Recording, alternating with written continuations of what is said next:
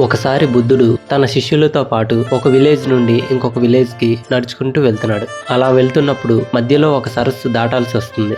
బుద్ధుడు అక్కడ ఆగి తన శిష్యుల్లో ఒకరితో, నాకు దాహం వేస్తుంది, నువ్వు వెళ్ళి ఆ సరస్సులో నుంచి కొంచెం నీళ్లు నాకు తీసుకురా అంటాడు. ఆ శిష్యుడు సరస్సు దగ్గరికి వాటర్ తీసుకొద్దామని వెళ్తాడు. తను వెళ్లే టైంకి ఆ సరస్సులో నుంచి ఒక ఎద్దుల బండి అప్పుడే వెళ్తుంది.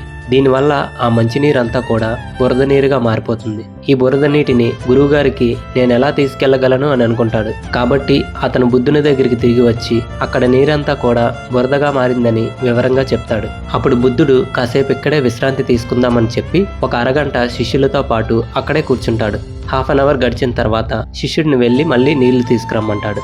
ఈసారి ఆ శిష్యుడు సరస్సు వద్దకు వెళ్లేసరికి నీళ్లు చాలా స్వచ్ఛంగా ఉన్నాయి. కాబట్టి అతను తీసుకొచ్చిన కుండతో కొంత నీటిని తీసుకొని బుద్ధుని వద్దకు తీసుకొస్తాడు. అప్పుడు బుద్ధుడు ఆ నీటిని చూసి శిష్యులతో ఈ విధంగా చెప్తాడు, చూసారా, ఈ బురద నీటిని కాసేపు అలాగే వదిలేస్తే దానంతట అదే స్థిరపడి స్వచ్ఛమైన నీరుగా మారింది. ఈ సరస్సులాగే మన మనస్సు కూడా ఒక్కొక్కసారి అలాగే ఉంటుంది. ఎప్పుడైనా మీ మనసు చెదిరిపోయినప్పుడు దాన్ని కాసేపు అలాగే ఉండనివ్వండి. దానికి కొంచెం సమయం ఇస్తే దానంతట అదే స్థిరపడుతుంది. దాన్ని శాంతపరచాలని మీరు ఏవేవో ప్రయత్నాలు చేసి మీ మనసుని ఇంకా స్ట్రెస్ లోకి నెట్టకండి. దానికోసం మనం ఎలాంటి ప్రయత్నం చేయాల్సిన అవసరం లేదని చెప్తాడు.